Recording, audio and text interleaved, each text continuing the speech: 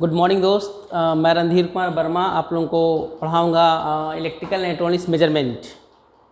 ये मेजरमेंट पढ़ना ये थर्ड सेमेस्टर का है। थर्ड सेमेस्टर का जो इलेक्ट्रिकल ब्रांच का है एंड इलेक्ट्रॉनिक्स ब्रांच का, ये दोनों ब्रांच को पढ़ना है। थर्ड सेमेस्टर में इलेक्ट्रिकल इलेक्ट्रॉनिक्स दोनों ब्रांच को पढ़ना है। मेजरमेंट बहुत इंपॉर्टेंट टॉपिक है आप लोगों के लिए। ये कंपटीशन के व्यूज़ भी बहुत इंपॉर्टेंट है थर्ड सेमेस्टर का। देखिए क्या क्या चीज़ होता है इसमें, क्या क्या चीज़ होता है यहाँ पे देखिए करना। इसका नाम क्या, ये है मेजरमेंट। मेजरमेंट का हिंदी क्या होता है, इसका मतलब होता है मापना। क्या होता है? मापना।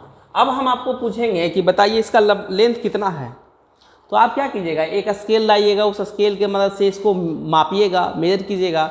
वही बस सेम काम यही करना जो आप काम कर रहे हैं इस चौक के लेंथ को मेजर करने के लिए, वही काम करना है इस पूरे टॉपिक में। लेकिन मेजर क्या करना है, मेजर करना है इलेक्ट्रिकल क्वांटिटी को और इलेक्ट्रॉनिक्स क्वांटिटी को। जैसे कि एग्जांपल किसको भाई करना है, जैसे कि वोल्टेज को मेजर करना है। किसको मेजर करना है?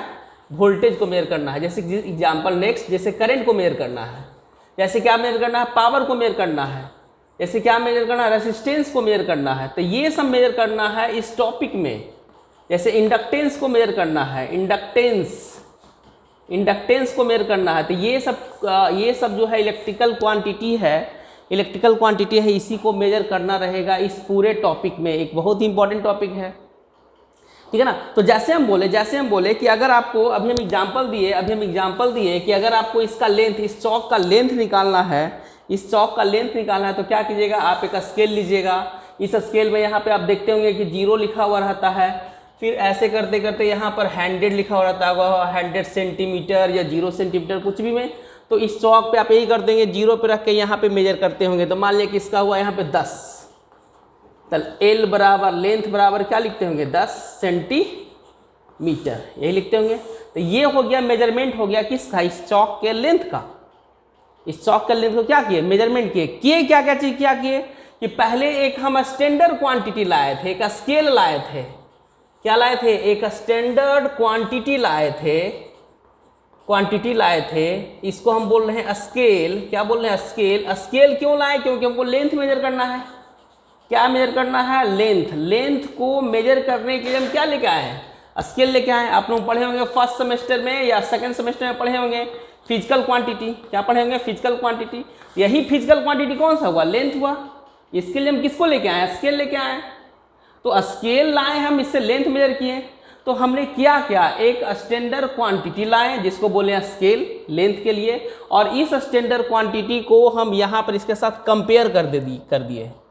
क्या कर दिए? कंपेयर करने के बाद जो इसका हुआ लेंथ आया वो हम लिख दिए 10 सेंटीमीटर। तो यही सेम डिफिनीशन है मेजरमेंट का। मेजरमेंट है क्या? तो measurement is the process of comparison. क्या है? कंपैरिजन है। किसमें? तो प्री डिफाइन स्टैंडर्ड। जैसे ये स्केल था, तो ये स्केल क्या था, पहले से डिफाइन था। एंड अननोन क्वांटिटी, जैसे ये स्केल, ये चौक था, तो इस चौक का लेंथ हमको पता नहीं था, तो ये मेरे लिए क्या हो गया, एक अननोन क्वांटिटी हो गया। तो यही हम क्या काम किए कि measurement is the process of comparison between pre defined standard and unknown quantity with same unit. ये बड़ा इंपॉर्टेंट पॉइंट है, विथ सेम यूनिट। ऐसा क्यों बोला गया, यहां पर समझिएगा। ये स्केल था, इस स्केल का रीडिंग किस में आ रहा है? सेंटीमीटर में आ रहा है। तो मेजरमेंट करने के बाद हमने यहाँ पर क्या लिखा, सेंटीमीटर में। इसको तो हम ऐसा भी लिख सकते हैं, L बराबर 0.1 मीटर लिख सकते, नहीं लिख सकते, लेकिन ये लिखना गलत होगा। क्या होगा? ये मेजरमेंट में ये गलत है। स्टैंडर्ड क्वांटिटी का यूनिट जिसमें दिया गया है, मेजरमेंट करने के बाद अननोन क्वांटिटी का भी यूनिट वही होता है। इसलिए बोला गया यहाँ पर क्या चीज, सेम यूनिट। क्या बोला गया? Same unit. ठीक है।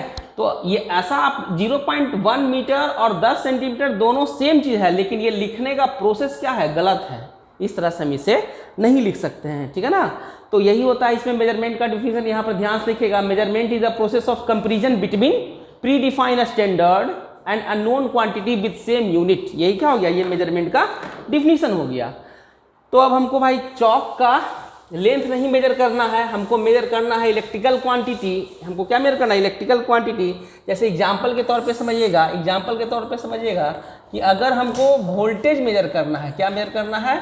वोल्टेज, तो इसके लिए जो स्टैंडर्ड क्वांटिटी होगा वो होगा वोल्ट मीटर। क्या होगा? Volt meter. अगर हमको करंट मेजर करना है, क्या मेजर करना है? करंट, तो इसके लिए जो स्टैंडर्ड क्वांटिटी होगा, कौन सा? जो स्टैंडर्ड क्वांटिटी होगा, क्या होगा भाई? अमीटर होगा। क्या होगा? अमीटर होगा। अगर हमको पावर मेजर करना है, क्या मेजर करना है? इलेक्ट्रिकल पावर, तो इसके लिए होगा क्या चीज? Watt meter. वाट मीटर होगा। क्या होगा? वाट मीटर होगा। अगर हमको एनर्जी मेजर करना है, जो आपके घर में इलेक्ट्रिसिटी बोर्ड वाला जो मीटर लगा हुआ रहता है उससे एनर्जी मेजर होता है, उसको बोलते हैं एनर्जी मीटर। क्या बोलते हैं उसको? Energy meter.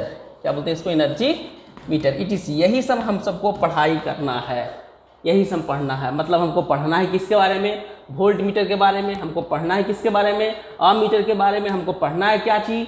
वाट मीटर के बारे में। हमको पढ़ना है क्या चीज़? एनर्जी मीटर के बारे में।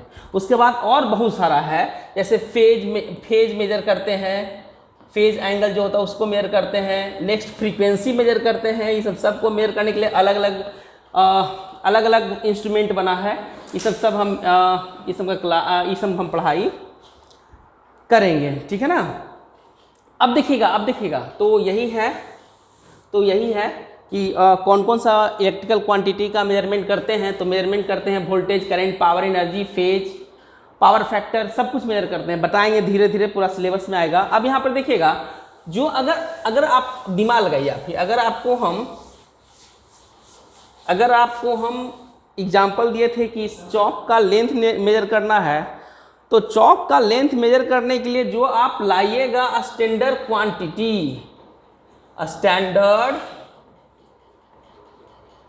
क्वांटिटी, जो स्केल लाइएगा उसमें भी कुछ ना कुछ क्वालिटी होना चाहिए। ऐसा नहीं होना चाहिए कि स्केल ऐसा नहीं हुआ कि स्केल वेरिएबल हो। मतलब कहने का मतलब ये हुआ कि गर्मी आएगा तो उसका लेंथ बहुत ज़्यादा बढ़ गया, या तो ठंडा आएगा तो उसका लेंथ बहुत ज़्यादा सिकुड़ गया। तो इसके बेसिस पर जो स्टैंडर्ड क्वांटिटी होता है उसमें कुछ कुछ क्वालिटी होना चाहिए। तो इसलिए बोला गया essential quality of standard quantity जो आप मेजर करने के लिए, कंपेयर करने के लिए जो आप यूज कर रहे हैं इंस्ट्रूमेंट का, उसका भी कुछ ना कुछ क्वालिटी होना चाहिए। तो पहला क्वालिटी क्या होना चाहिए? पहला क्वालिटी होना चाहिए standard quantity must be follow A basic rule and provable. जैसे एग्जाम्पल के तौर पे अगर आप बना रहे हैं एक वोल्ट मीटर, क्या बना रहे हैं आप? एक वोल्ट मीटर। किसके लिए भाई? वोल्टेज को मेजर करने के लिए एक वोल्ट मीटर बना रहे हैं। तब जिसे वोल्टेज को मेजर करने के लिए ओम्स लॉ से निकालते होंगे। किससे? ओम्स लॉ से। तो ओम्स लॉ में क्या पढ़े होंगे? V बराबर क्या होता होगा? I × R, यही होता होगा। तो ये क्या है? ओम्स लॉ एक बेसिक रूल है, बेसिक स्टेटमेंट है, और ये प्रूवेबल है। ये क्या है? प्रूवेबल। तो इसी को बेसिक मानकर, इसी को फॉलो करके हम क्या बनाते हैं? इसी को फॉलो करके हम वोल्ट मीटर बनाते हैं, ठीक है ना। तो स्टैंडर्ड क्वांटिटी जो आप बनाइएगा वो किसी न किसी एक बेसिक रूल को फॉलो करेगा, प्लस वो बेसिक रूल ऐसा नहीं, वो बेसिक रूल कैसा होना चाहिए? प्रूवेबल होना चाहिए। बिना प्रूफ किए हुए बेसिक रूल बना दिएगा, हम कुछ बोल दिए उसके हिसाब से हम बेसिक रूल बना दिया, उसका प्रूफ नहीं दे रहे हैं, तो वो एक्सेप्टेबल नहीं होगा, ठीक है। नेक्स्ट पॉइंट जो स्टैंडर्ड क्वालिटी है, जो स्टैंडर्ड क्वांटिटी है उसका क्वालिटी, नेक्स्ट क्वालिटी कैसा होना चाहिए? तो नेक्स्ट क्वालिटी होना चाहिए कि ये एक्सेप्टेबल होना चाहिए, ये हर जगह एक्सेप्टेबल होना चाहिए। जैसे एग्जाम्पल के तौर पे आप जाते हैं सब्जी खरीदने के लिए। अगर आप जाते हैं सब्जी खरीदने के लिए तो देखते हैं सब्जी वाले के पास अगर बटखरा नहीं रहता है तो वो 1 किलो का पत्थर, इतना बड़ा पत्थर रख के उसी से आपको मेजर करके दे देता है। लेकिन आपके दिमाग में डॉट चलते रहता है कि वो पत्थर पक्का 1 किलो का नहीं होगा। क्यों ऐसा लगता है? ऐसा इसीलिए लगता है क्योंकि वो मान्यता प्राप्त नहीं है, भारत सरकार का मुहर उस पर नहीं है, ठीक है ना। तो आप ऐसा स्टैंडर्ड क्वांटिटी डिजाइन कीजिए, बनाइए जो एक्सेप्टेबल हो।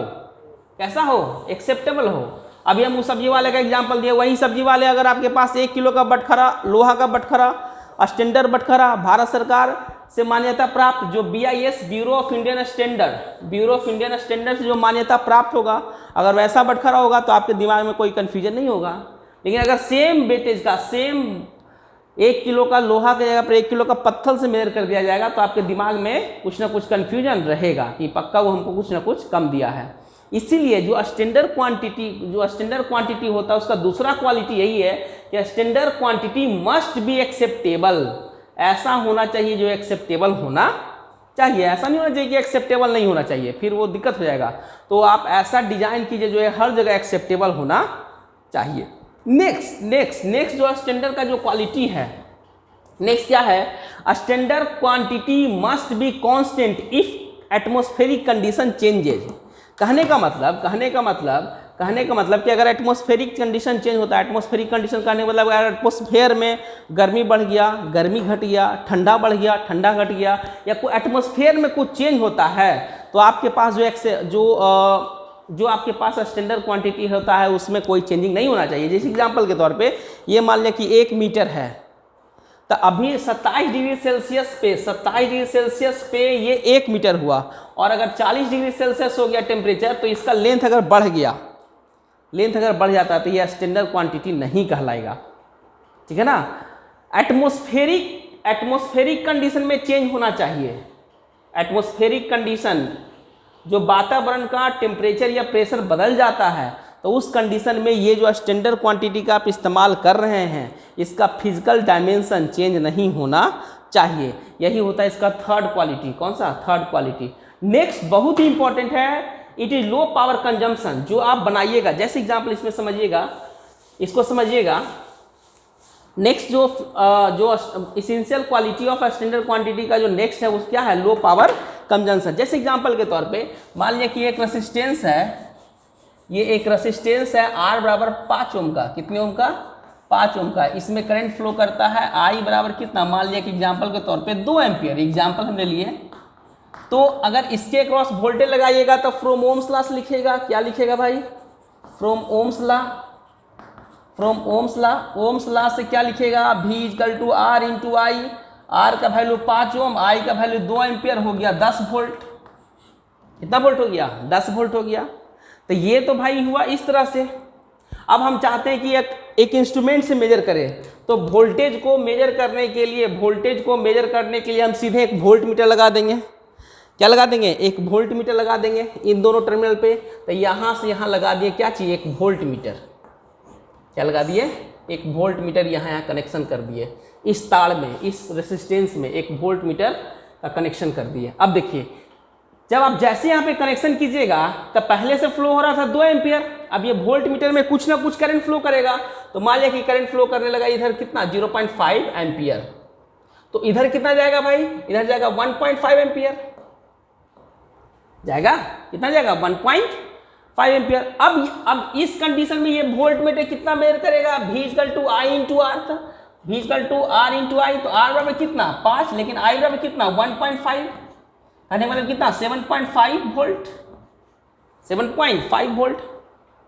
क्या क्या किए? अगर आपको यही वोल्टेज जो आपने ओम्स लॉ से वोल्टेज निकाला था 10 वोल्ट, उसी वोल्टेज को हम मेजर करना चाहते हैं एक वोल्ट मीटर लगाकर, तो ये वोल्ट मीटर दोनों टर्मिनल पे हम कनेक्ट कर दिए। जब दोनों टर्मिनल पे हम कनेक्ट किए तो सपोज कीजिए कि इसमें करंट फ्लो कर रहा है 0.5 एम्पियर। किसमें? वोल्ट मीटर में। तो बाकी बचा कुचा करंट इसमें जाएगा। तो इसमें कितना जाएगा? 2 एम्पियर पहले था, 0.5 इधर, तो 1.5 इधर जाएगा। तो अब इसके क्रॉस वोल्टेज कितना डेवलप होगा? तो इसके क्रॉस वोल्टेज डेवलप हुआ 7.5 वोल्ट। रियली में कितना हुआ था? 10 वोल्ट। अब कितना हुआ? 7.5। तो एरर कितना हुआ? एरर कितना का हुआ? एरर कितना हुआ भाई? तो रियली में हुआ था 10 और माइनस 7.5 वोल्ट बराबर कितना? 2.5 वोल्ट का क्या हुआ? एरर मिला। गलती हुआ मतलब कब? जब आप वोल्ट मीटर लगा दिए तब। ठीक है ना। दूसरा केस में एक हम इस वोल्ट मीटर को हटाकर दूसरा वोल्ट मीटर लगाते हैं, और एक ऐसा वोल्ट मीटर वो है जिसमें इधर करंट फ्लो करता है, सपोज कर लिए कि 0.25 एम्पियर। तो इधर कितना फ्लो करेगा? इधर फ्लो करेगा 1.75 एम्पियर। ठीक है। अब ये सेकेंड वाला, ये फर्स्ट वाला केस में था। अब जब तो एरर नंबर 1। अब सेकेंड केस में वोल्टेज कितना मेजर होगा भाई? तो 5 इंटू कितना? अब कितना करंट कितना फ्लो कर रहा है? 1.75 तो कितना वोल्ट हुआ भाई? ये हो जाएगा 8.75। 25 के 5, 7 5 37 के 7, अब 5 3 8, इतना वोल्ट। तो इस केस में एरर कितना मिलेगा? इस केस में एरर मिलेगा कितना? 10 में से कितना गया? 8.75, मतलब कितना? 1.25 वोल्ट। एरर कितना का मिलेगा? 1.25 वोल्ट। अब बताइए कौन सा वोल्ट मीटर अच्छा है, पहला वाला कि दूसरा वाला? पहले वाले में हमको एरर मिलता है 2.5 वोल्ट और दूसरे बारे में एरर मिलता है हमको 1.25 वोल्ट। तो डेफिनेटली सेकंड वाला ज़्यादा अच्छा है। क्यों? क्योंकि इसमें एरर क्या हो रहा है? क्या हो रहा है? कम मिल रहा है, जबकि इसमें क्या हो रहा है? एरर ज़्यादा मिल रहा है। यही देखिए हो रहा है। ये जो आप इंस्ट्रूमेंट लगाए थे, ये जो आप स्टैंडर्ड लगाए थे वोल्ट मीटर, क्या लगाए थे? वोल्ट, ये स्टैंडर्ड वोल्ट मीटर लगाए थे। फर्स्ट केस में करंट फ्लो कर रहा था इसमें 0.5 एम्पियर, सेकंड केस में करंट फ्लो करने लगा 0.25।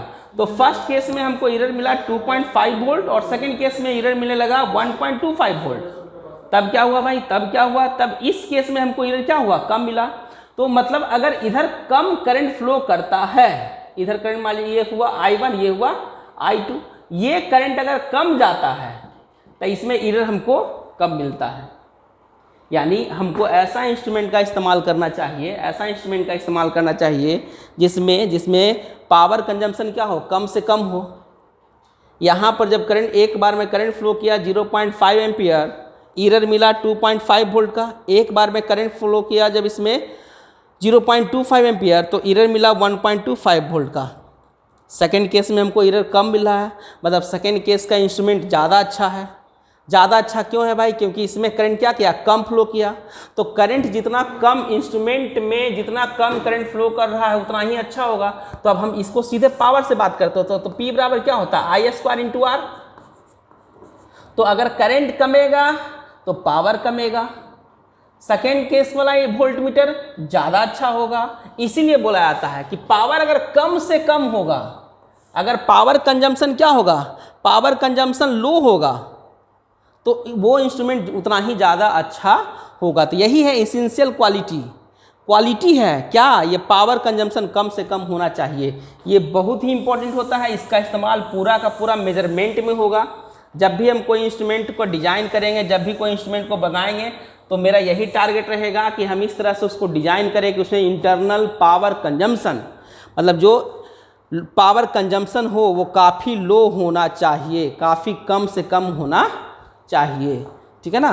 तो यही इसका है, इसका यही है। ये पहला मेजरमेंट का डिफिनीशन है और दूसरा इसका क्वालिटी है। अब इसके बाद इसका क्लासिफिकेशन बताएंगे कि मेजरमेंट को कितने तरह से क्लासिफाइड किया गया है नेक्स्ट क्लास में।